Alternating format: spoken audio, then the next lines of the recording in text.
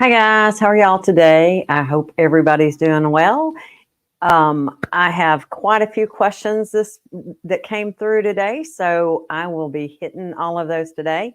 Thanks, Donna. I'm glad you enjoyed this morning. And next week, actually, and I will do a sublimation printer one on Facebook group, but next month, I guess it is, I think I'm on the 20th on Brother Facebook, doing winter decorations with the winter clothing decorations with the sublimation printer.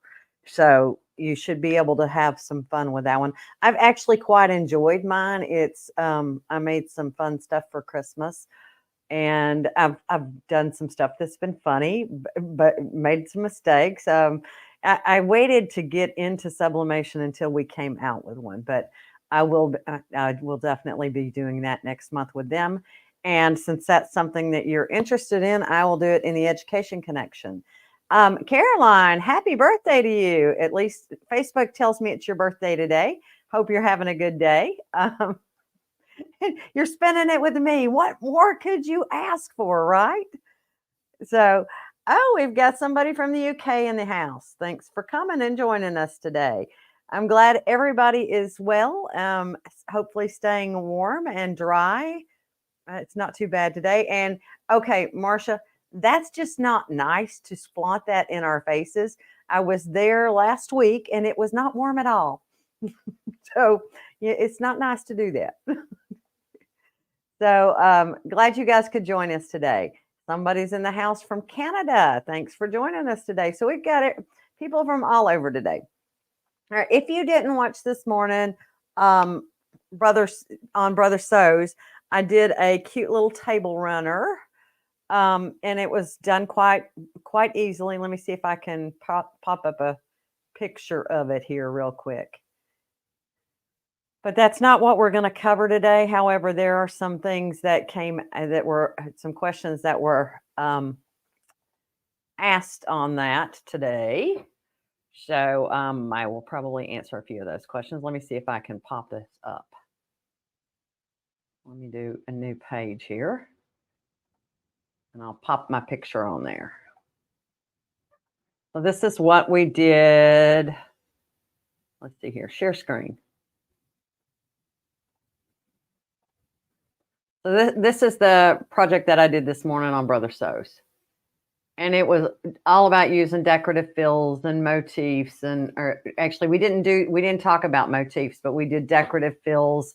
This is a free decorative fill on my website that is available until the 14th, I believe, is what I put it up there for. And I'll take you to where you can get that one. I also put some for those of you who do, and I actually finished it before I started this today. I put some just hearts in different sizes with this motif, or with this decorative fill, sorry, up there in PES format for those of you that do not have the Luminaire. So today was really all about using decorative fills. So let me see here if I can give you a web page. Oops, sorry. You're getting to see things you don't need to see right there. Hold on. And so let me copy and paste this into the comments. Let's see here. If these are where you can find videos that I've done in the past on creating decorative fills and motifs. There's a YouTube link and a Facebook link in case you don't do Facebook. So both of them are there. And if you haven't, please like and subscribe to my channels. I would really greatly appreciate that. That's always a nice thing. So let me minimize this screen and pop up a web page so you can see the difference. Let me go to my web page. So if you go to cynthiasembroidery.com, that's me. And if you go up here to free designs, this right here will download the decorative fill and the motif that I created for you. Okay, I did not use the motif in anything today. We didn't have time for me to go that far, and I didn't use it in my project. But this will be the decorative fill and motif that you can do exactly what you want. Okay, you can play with them and do anything you want to with them with your Luminaire that's been upgraded to a 3 or with your PEDESIGN 11. Now, for those of you who do not have PEDESIGN 11 and do not have a Luminaire, there is this heart with that decorative fill in 4 sizes, a 4-inch, a 6-inch, an 8, and a 10-inch. Okay, so you can play with that all you want. Once again, that will be available until the 14th, and then I will pull it down. Okay, but they're zip files, so you're just going to click on it and save it. Okay, and then you will have to extract it. If you do not know how to extract a file, if you go to the Decorative Fills and Motif page on my website, you can click this button right here and it will show you how to extract a file. Okay, so Amanda, remind me. I'm going to start with the first of my list, my questions on my list, and then we'll go back from there. Okay. Just remind, if I haven't answered it by the end of the day, let me just remind me. Okay. All right, guys. Let me see. Let me get to the first of my questions here.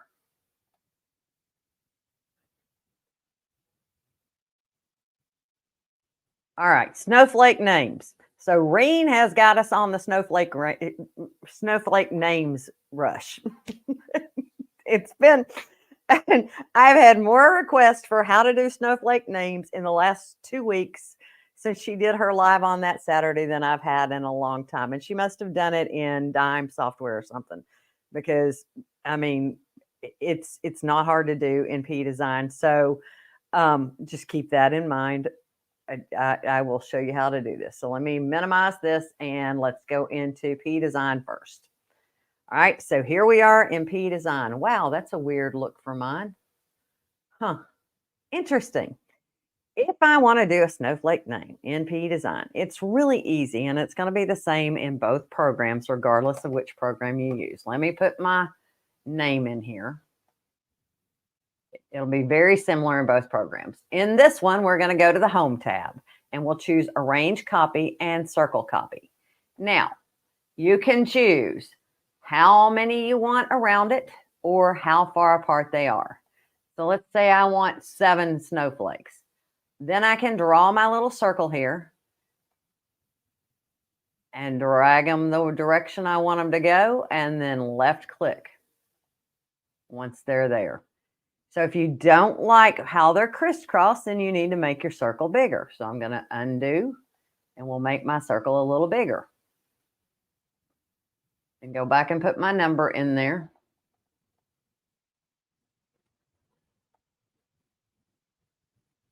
There we go. Left click, and we're done. That's how you make a basic snowflake name. Now, if I wanted, let's say I want to duplicate this one. Let me shift and control here. And let's mirror it both ways. So flip, flip. And make that go up just a little bit. If you want 2 of them going around, once again, arrange copy, circle copy. Choose how many you want to go around. This time I'm going to do 5.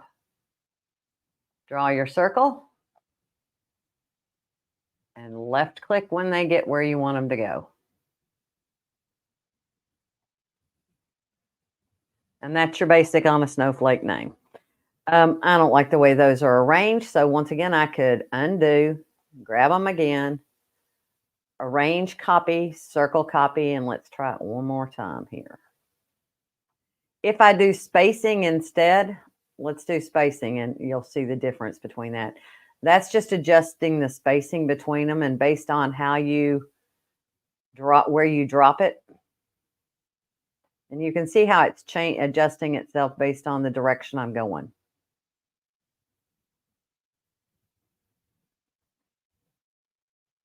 Give it a chance to catch up to me.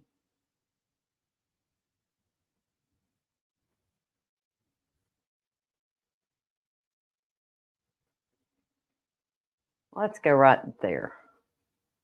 Left click. There you go. So that's how you do a basic snowflake name. I see a new comment popping in.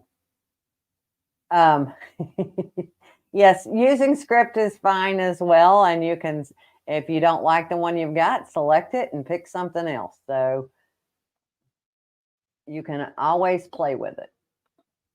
Now, if I go into BES, this works the same in BESBlue. It'll do BESBlue or BES4. We'll do the same thing. And let's say we do a cursive name. Aurora will work. And I've got that at 0.25. That's probably a good size for it. So let's come in and grab it here. Go to our Tools tab, Arrange, and choose Arrange on a Circle. Now this time, you'll notice it sets the circle dimension width on its own. So if you think they're spaced out too far apart, you can decrease that circle, or you can increase that circle. You can choose how many you want to go around. And when you're done, click Apply and click OK. Okay, so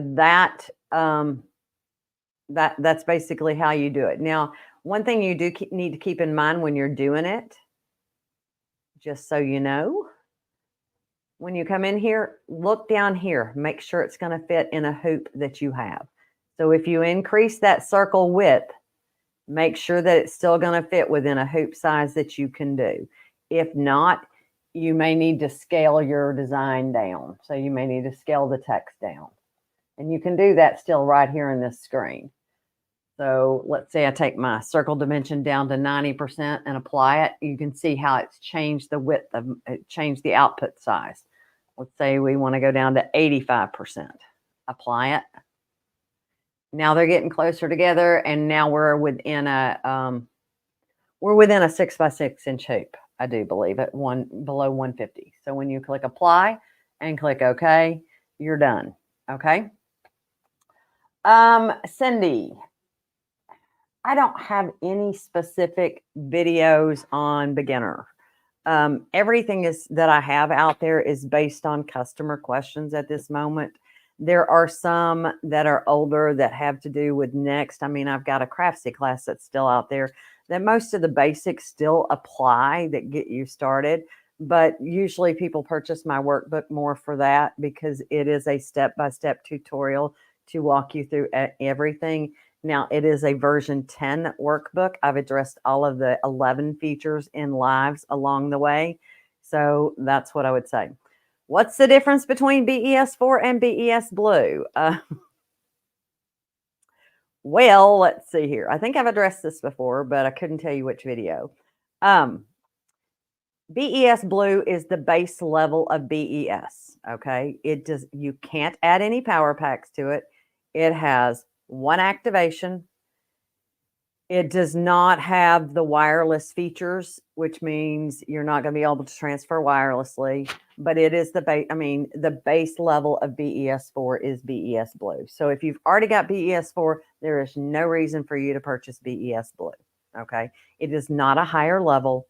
It is a little bit below. Okay. I mean, it's the base level. So it is what it is because BES4 is going away.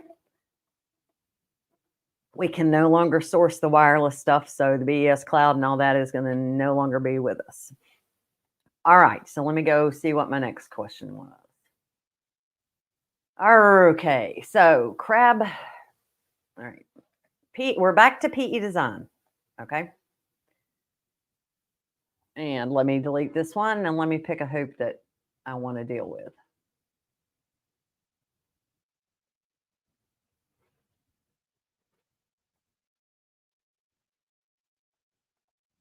Let's go with an 8 by 8. There we go. Okay. So the question was once again about embossing, but this time they wanted to know how to use one of my motifs around the outside edge. So if I were going with a circle, and I'm going to change this to a motif in the center. And what was my motif that I like as a embossing? So I've got to find my motifs. So instead of going to my deck fills, I'm going to go find the default program files. So to do that, I click this file folder right here. It brings up this window. So now I'm going to go to my C drive, which is about full on this computer. Where is my C drive? There's my C drive. Program files x86. Patterns. Oh, brother, sorry. Brother, PEDESIGN 11 and patterns. Click on the folder for patterns, and then your motifs will all pop up, okay? So motif 31 is the one that I usually like to use for embossing. So let's select that and click OK. There's my motif 31, and I usually make it smaller. So let me change from inches to metric. I usually, maintain aspect ratio, make it as small as I can make it, which is 2 millimeters. And there you go. So that's your knockdown stitch. Now, if I want a crab outline around it, that would be a motif stitch as well, but I have to go find my motifs. So these are mine, and I'm going to go hunt. And was that one in Summers? That was in Summer Collection, I believe. Spring. Ooh, where is my Summer Collection? Oh, the Summer Collection 1. No, that's Deck Fills. Hold on. Summer Collection 1. Here we go. Click OK. And here are the crabs. So I can click OK, and there are my crabs. Now let me change that color to something you can see. And there you go. Let's change this to a lighter color so you can see what we've got going on.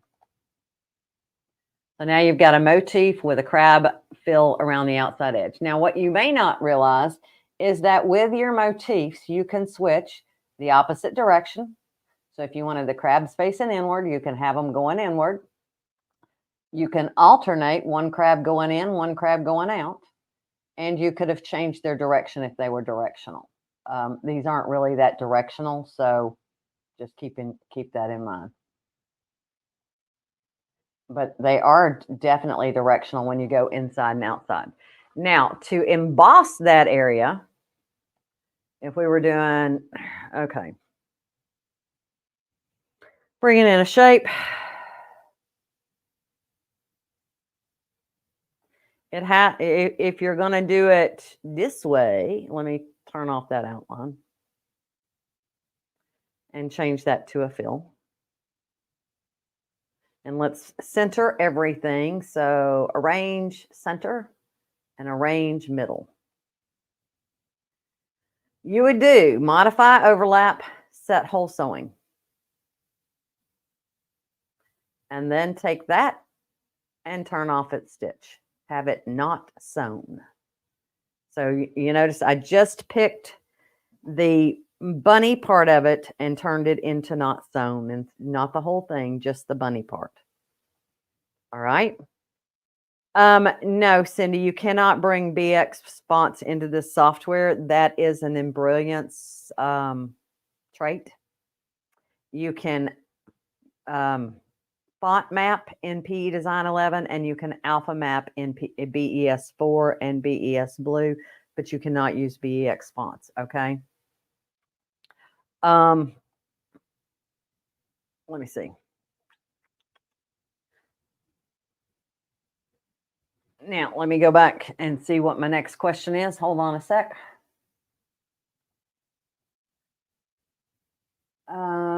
Oh, saving as a lower version. Okay. So this one has been going back and forth for a couple of weeks. And okay, so she created a file in PEDESIGN, on her embroidery machine, on her Luminaire.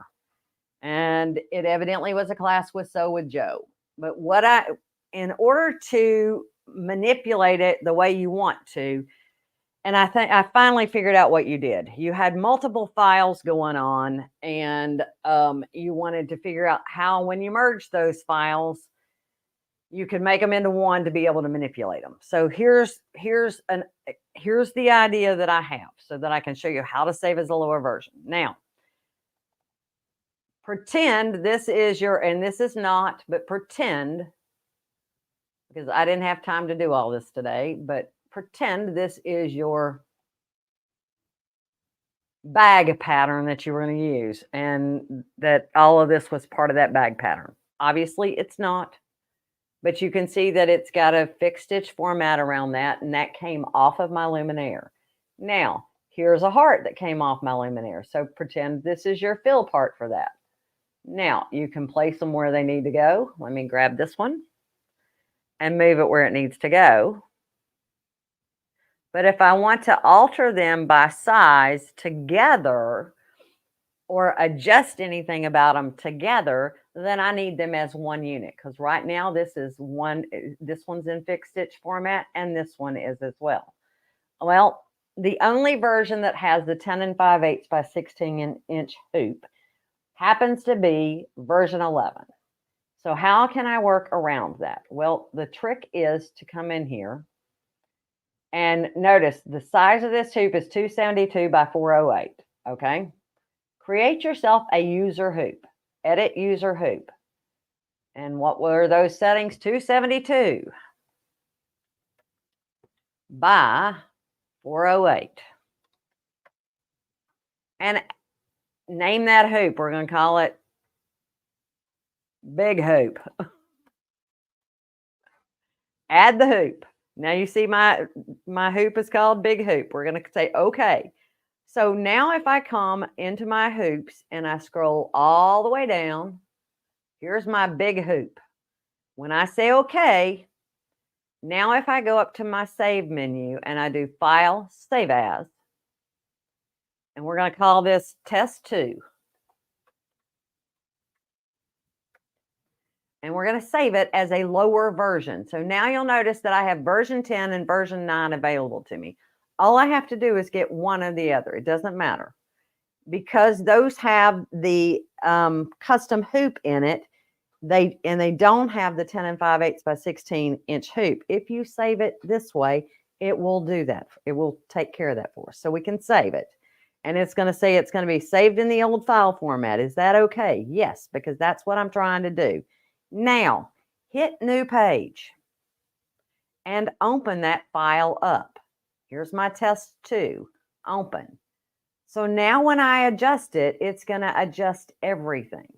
So if I needed to, you can see there's not a dashed line around my hearts anymore. Everything is one unit. If I pick up one piece, it's all going to move. So now if I needed to adjust that if I need to adjust the stitches, I can hold my control key down and I can resize and recalculate whatever I need to do. Or if I wanted to extend part of it, I can go to my select tool, my select point tool, and highlight this and drag it where I want it to go. Although that's not really nice right there. So you got to be careful about your decorative fill. You could also, that gives you that capability of adjusting it all at one time. Control key, pull. If I do control key and pull, it resized and recalculated everything. Okay.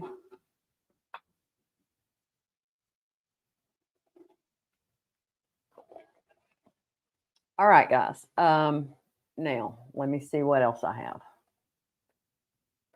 Hopefully that answered your question of what you've been trying to accomplish.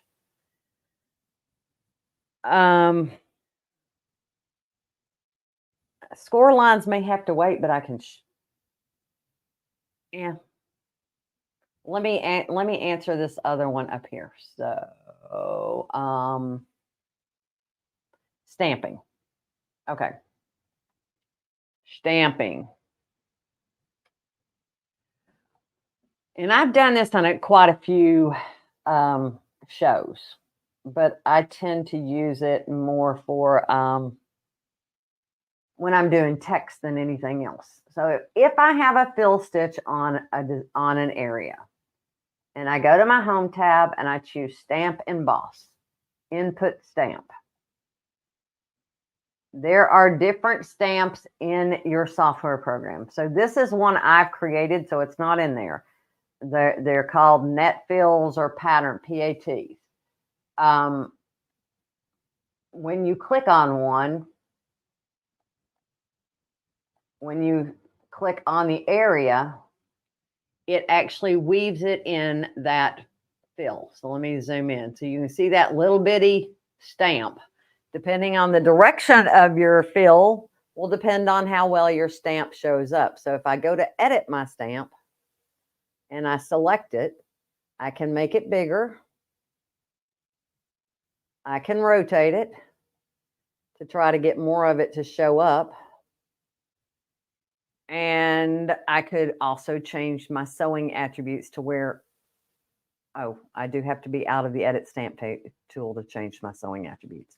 But I can also come and pick a different stamp. So I could come down when I've got a fill stitch, then I tend to emboss, which would be a blue stamp. So if I came and said blue stamp instead, you'll notice how that fluffs up in the fill. So now you've got a little heart that's in the middle of your fill. And it's just a way to add different accents to things. I like to use this technique with text, with large text. So, and I tend not to use built-in stamps. But if I'm doing really large text, let's dream of spring today.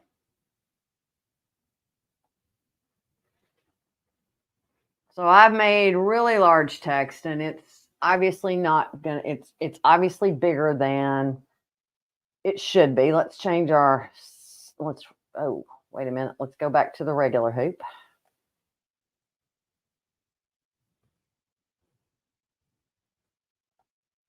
And rotate 90. Okay, so I'm bigger than 16 inches, which means I need to shrink it down just a bit so I can fit it in one space. If I go to my home tab and I measure from here to here, and I look down here, that's telling me that's 17.22 millimeters long. That is way longer than any stitch should ever be. So I tend to come in and draw lines, and I will take it like this. I'm sure I've done this many, many times, but it never hurts to get it. Anywhere that I think that stitch is going to be too long. Now I must, yep, I'd have those turned off. So let's turn on my lines so y'all can see them. We'll turn a zigzag stitch on so you can see. And let's change that color so we can see it.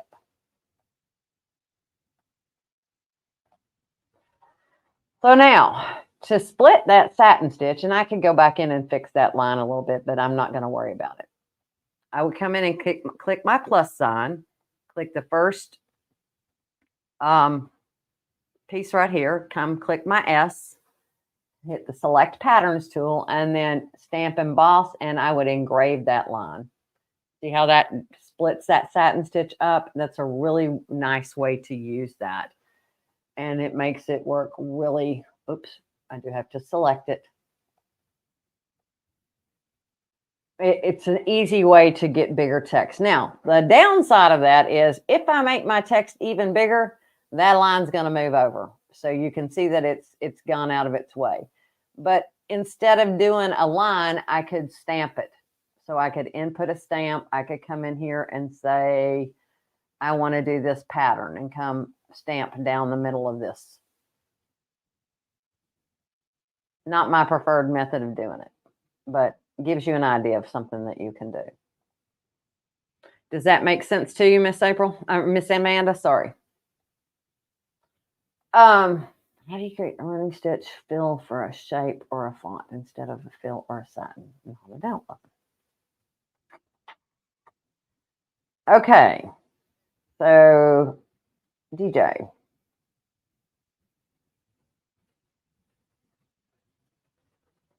You can't really do it for a font unless you manually punch it in, okay? But there is this thing called a piping stitch that you could do.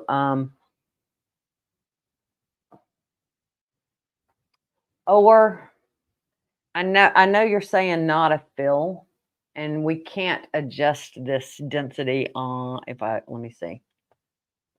Let me double check. Oh yeah, I could.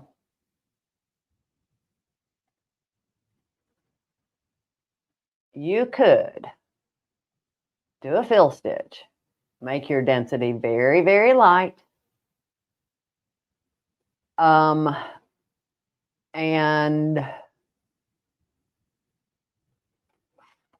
change your lengthen your step pitch or shorten it depending on what you want. However, you do have travel stitches, so you may have to take those out. Otherwise, you're going to have to manually input them. There's just no way around that. The other, I could convert it to outline. And let's see here. Let's increase that a little bit. And then you can take that travel path to the outside edge. But that's, I mean, I would also weld those together, just so keeping that in mind. The other thing that you could possibly do is try a piping stitch and reduce the density of it as well. But it has a tendency to do some funky things. Oops, not that far. It has a tendency to do some funky things. The other thing that you could do, interestingly enough, would be a motif stitch. And instead of doing a regular motif, you could come in, and let's get out of my fills and go just back to pattern, line. So there you go. And if you decrease your spacing, which would be your vertical spacing. Oh, I went to a negative number, but I probably want, no.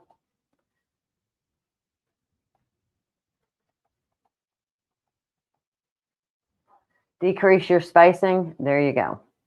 So now, then you have the option of changing the run pitch to the length that you want it to go. You also have the ability of changing the direction.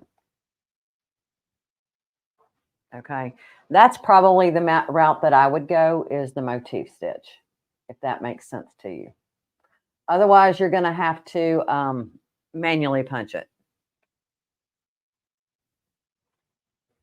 Okay, where am I on questions?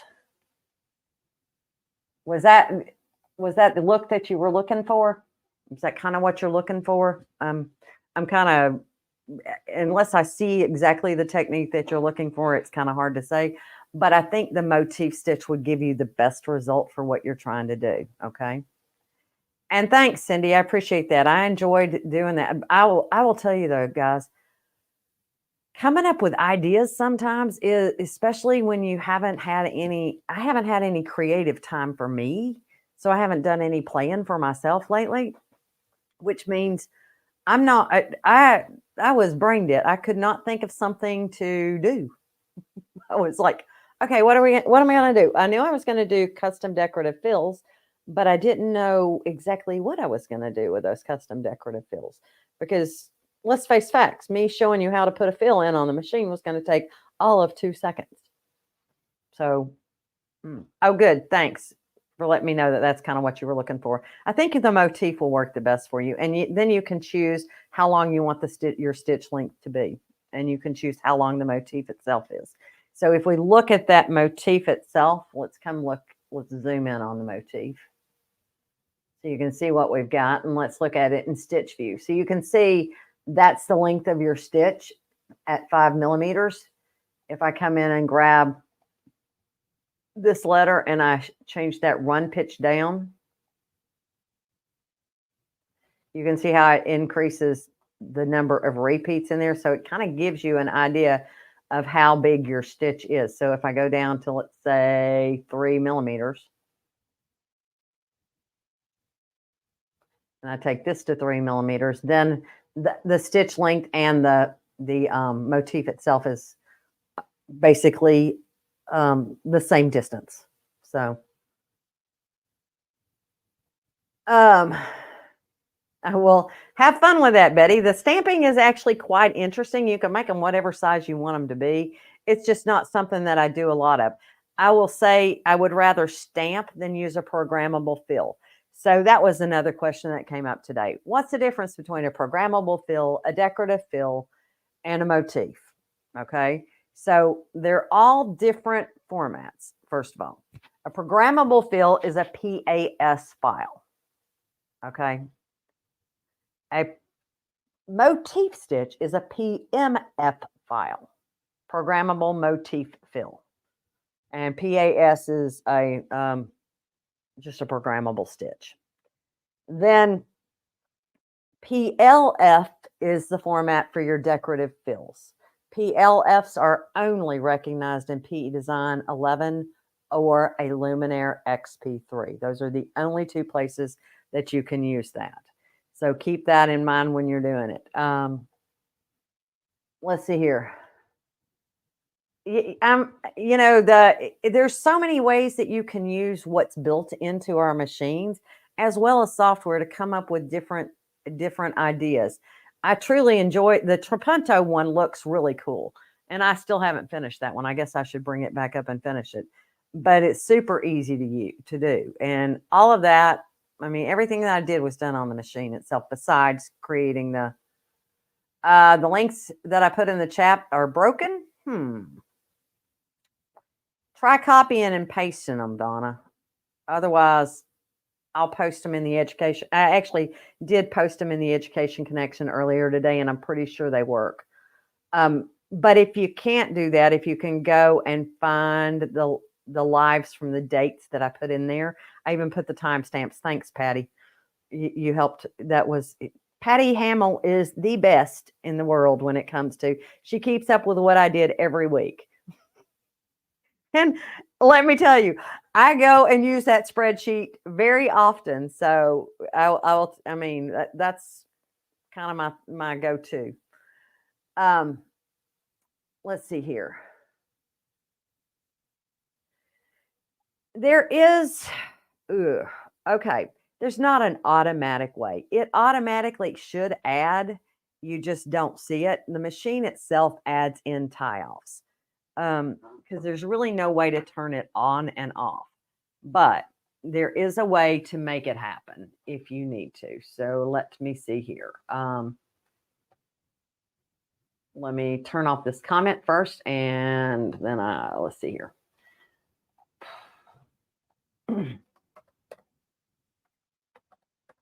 Okay, let's change this back to a fill stitch with default. Let's go to sewing attributes, defaults. House puts the defaults back in. Anytime you want to go back to your defaults. So if I convert it to 2 stitches, it gives me control. Now, if I've converted it to stitches, I need to be sure that's what I want, okay?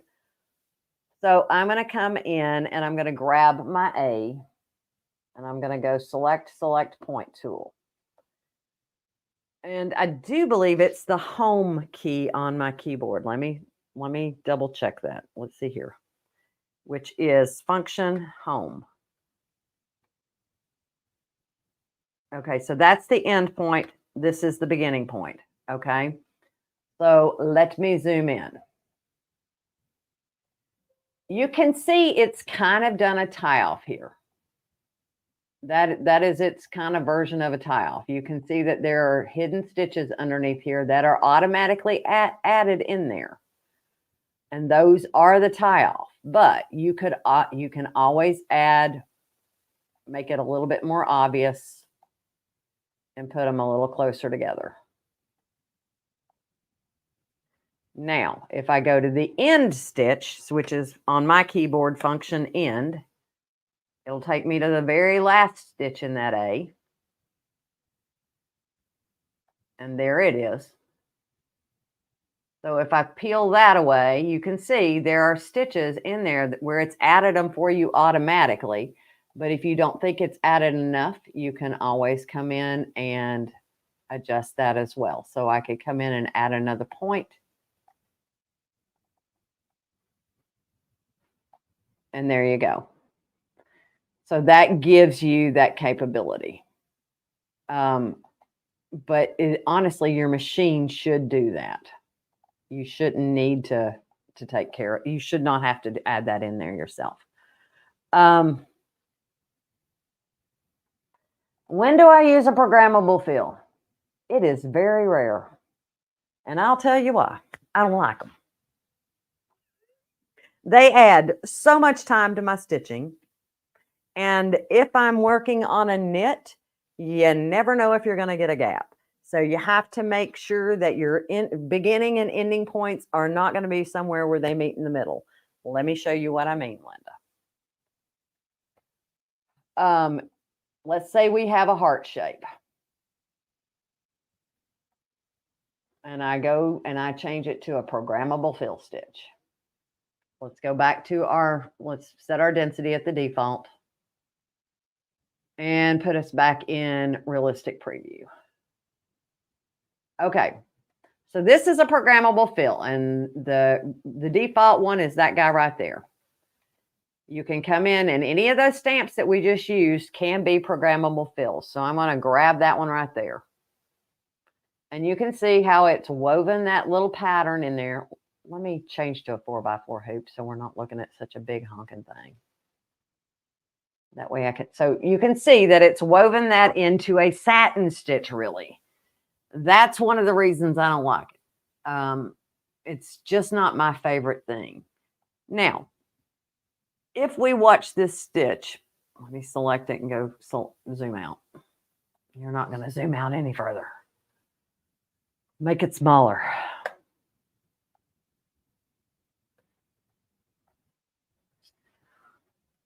All right, let's watch this stitch. And it's going to go down this way, and then it's going to come all the way down, and it's going to travel back up, depending on where the start and stop spot is. Let me fast forward that a little bit. So, oh, that one went all the way. So that one would be fine. But let's say your entry and exit were not in an optimal spot. Let's turn off our outline so we can see what's happening. So these are starting and stopping at the same spot. But what if this one started here and it ended here? Just in case the shape got drawn that way. It will tend to do some very bizarre things. You see how that came back up? Let's back that up just a little bit.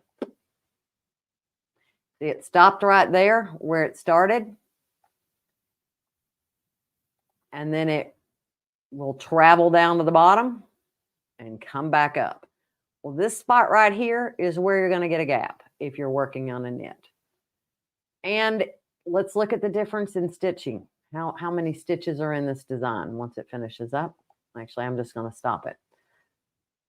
So with a programmable stitch, this one has 7,531 stitches. Okay. Let's change it to a fill. 5275. So it makes a big difference in what you've got going on there. So a decorative fill, on the other hand, is generally going to be an open and airy, fun fill. So these are they're kind of like motifs, except for they fill an entire area. And you can have your motifs do the same thing. These are not going to be filled in. You can make them filled in, but in general, they're not filled in. There's a whole thing on how to turn one into a fill.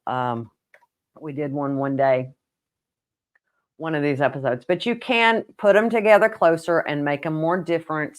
Yes, an underlay does help with the gaps, but you have to make sure that entry and exit are going to be where it's not in the middle of something.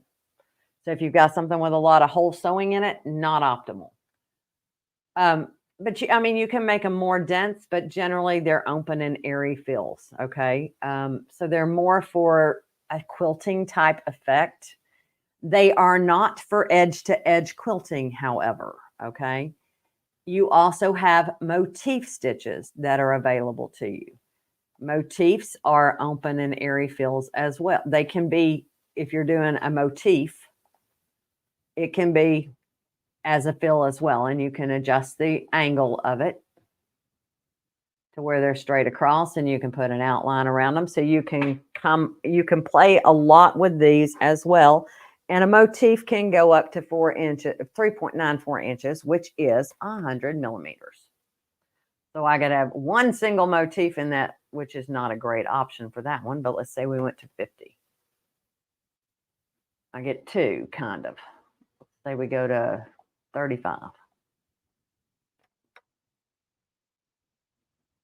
So you get the concept. These are more open and airy. Now I could, let's turn on an outline so you can kind of see what it would look like with an outline. There you go. We could go in and we could add a fill to that. If you do your background fill, you can come in and fill in those areas.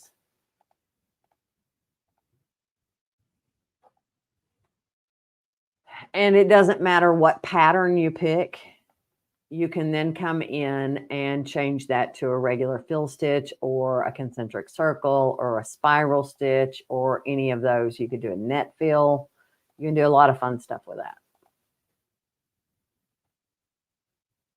Or you could leave it at a decorative fill or a regular fill stitch. Regular fill stitch gives you that capability of adding in some pull compensation so that you actually get it to go edge to edge of that. I guess that one didn't need to be filled in. Let's see. Where is that? Let's delete that piece. There you go. It would be this one. Okay. So yes. And that's kind of fun to play with. So you have the capability of doing some fun stuff with it. Now, if you needed to adjust it, so I can see that piece right there might not catch. So I would come find it, and you can tell it's found by the red ants running around it, and then go to my select point tool, and I would zoom in on it, and go back to my select point tool, and I could come and move that little edit node right there, and then it would be tucked up underneath it. Now, I would also want to make sure, let's turn off realistic mode so we can see that you know what you're working with. So yes, this would be the last one. These would be filled in. So that worked out pretty well. And that gives you that capability. All right, guys. Let's see here if I haven't forgotten any. And honestly, it just depends on when you want to. It's all about appearance. Oh, entry and exits on a programmable fill stitch. So let's come and grab this. Let me delete these pieces. And let's change this to a programmable fill. Actually, let's just pick a different shape. I'm going to do a square because a rectangle will start in the bottom and end in the bottom. Okay, so if we watch this one stitch, let's just fast forward it. It comes back up to that spot, okay? So if we don't want that to happen, let's go ahead and put our undersewing on. It will help, but it will not stop it, okay? Entry and exit point. So you want to touch this last one, and let's turn off our outline. I don't like to play with both at the same time. And let's look at where region 1 starts and finish region 2 over. So this is your entry. R1 is entry. R2 is exit. So if I do that, it should enter and exit. It should start stitching up here and come down here when we get to the fill. We shall see.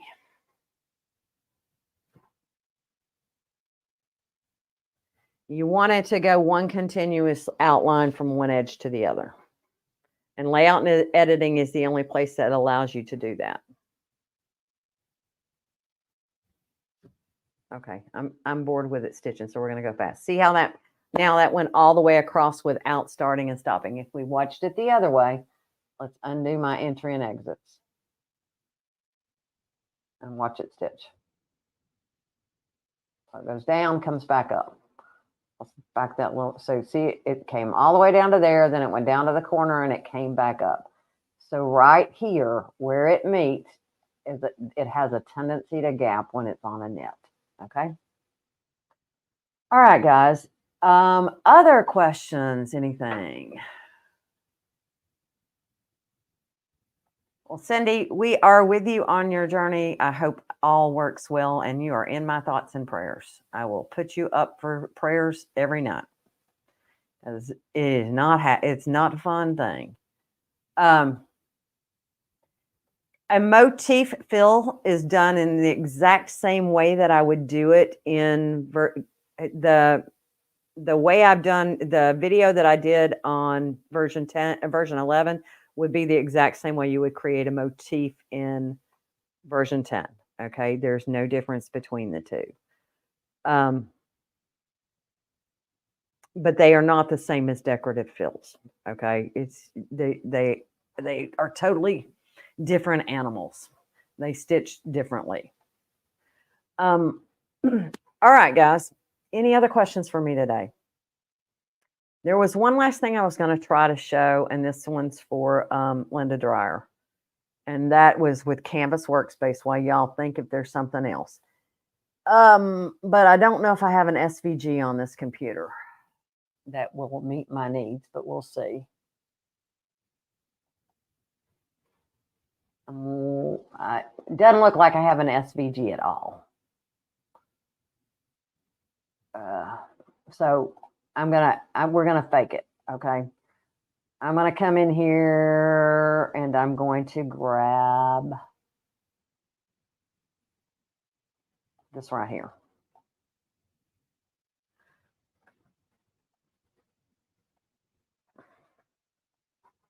Now, I don't know if y'all checked out Artspira this month or not, but there was a card project in there, or a project in there that Jennifer did. I think Jennifer did it. I won't swear to that.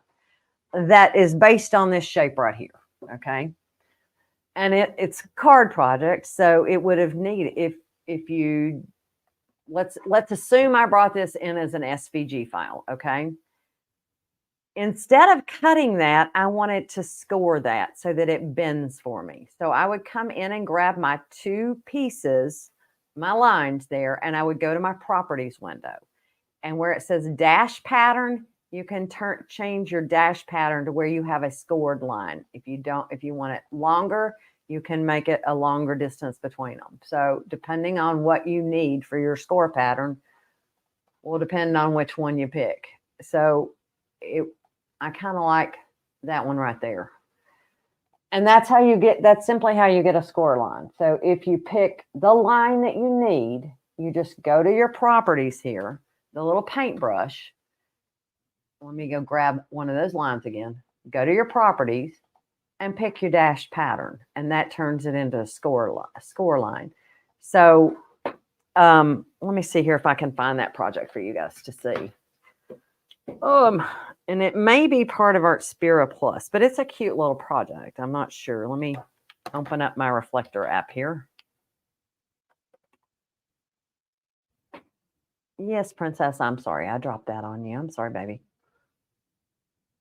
Underlay always is a good thing, just so you know. Okay. If it's going to be bigger than your thumbnail when embroidered, then you need to put undersewing on it. Unless it's if it's a fill stitch or what am I trying to say? If it's a fill stitch, you want to make sure that, why did that not allow that? Desktop, try it again. Then you want to have it shown. Let me allow. Remember this device. Allow and show all. Okay, there we go. So let's see if I can find this project. I believe Artspira. There we are. And I'm not sure if it's a crown project or not. Yeah. Confirmed. Let's see here. Artspira magazine. Where did you go? Oh, it's not come up yet. Well, it's coming soon. I don't think it's in that one. Let's see here. Jennifer did the wings. So there's one coming up y'all need to watch for that's quite cute. Okay, it really is quite cute. I think you'll find it. And just so you know, if you're on the free version, if you're looking for a design, so let's say I go new down here at the bottom and I go design editor. I'm just going to choose a 4x4 hoop. When I touch add, I'm going to go celebrations. I can come up here. Do you see where these little lines are? Where is it? These little lines right here. That's your filter. If you touch that, you can change from membership type from all, take off Artspira Plus, and then click filter and apply, and only the designs that are free will show up. You also have the capability of putting a heart next to them so that your favorites will show up on the first screen and you don't have to go back and find them. So it does let you find just the free designs. Let's go back to my filter, and right now it's got all memberships. So each time you can't change a category, you gotta hunt for it. And that gives me free designs. That way I'm not hunting for something for 10 days. Okay. So that gives you that capability of finding it. That way you're not in the hunt all day long.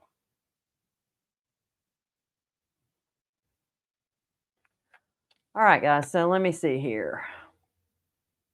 Any other questions today? It does not look like any have popped up. Did I miss any?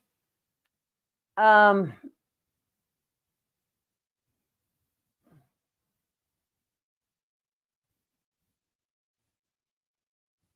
do not see any questions that I missed.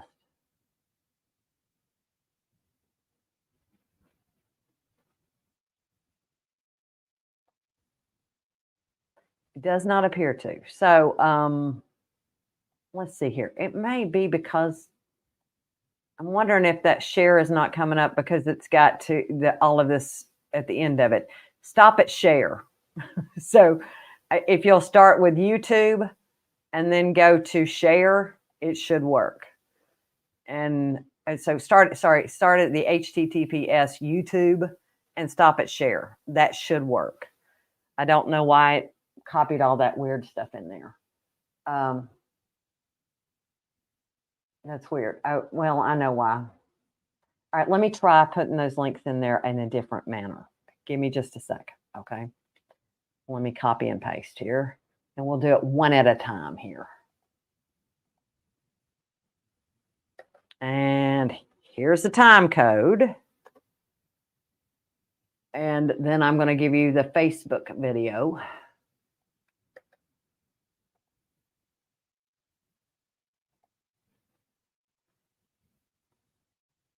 Let's see here.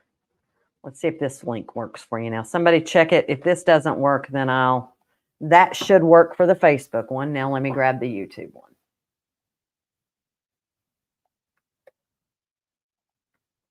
And that one is on creating a motif, and it starts at the time code of 2501. Okay.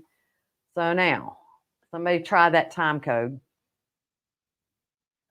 The log of my videos, Donna, that has been created so far is in the education connection in the files section. There's a PDF and Excel file.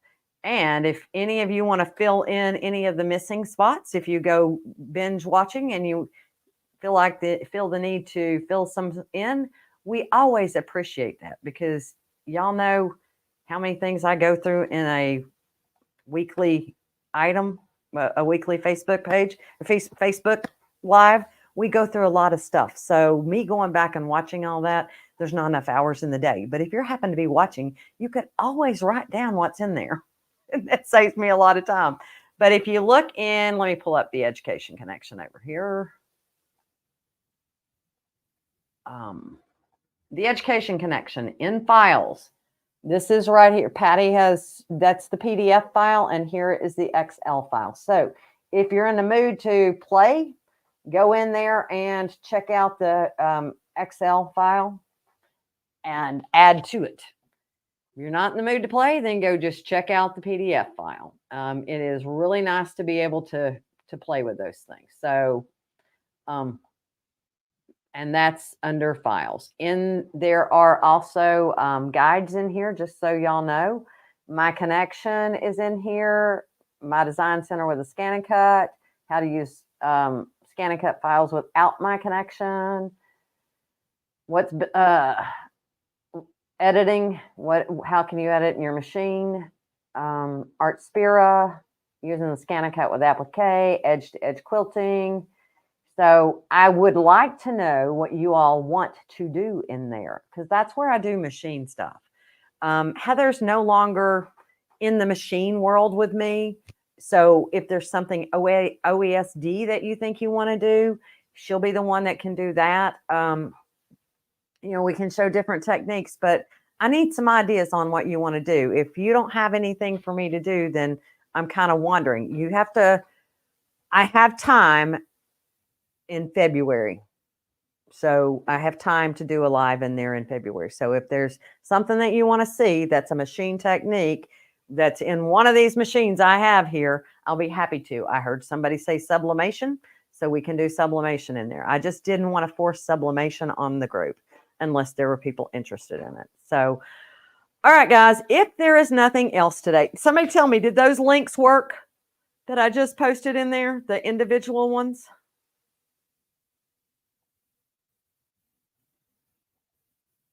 Okay, so it worked for Facebook. Somebody try the YouTube one.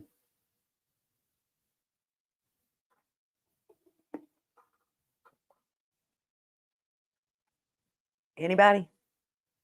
One of my YouTubers.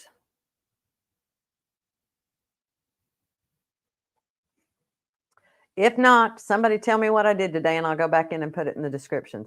All right. YouTube works. Thanks, Donna. I appreciate you checking that for me. So evidently I just needed to share them individually instead of one whole big thing at a time. So depending on what you want to watch, use the link. And that will that'll let you know how to do it. 1055 features. Okay, we can do that. So y'all have a good rest of your week. Tune in on February, I believe it's the 20th on Brother So's Facebook page. I think that's my date for sublimation. So you all have a great rest of your week. Thank you for joining me today.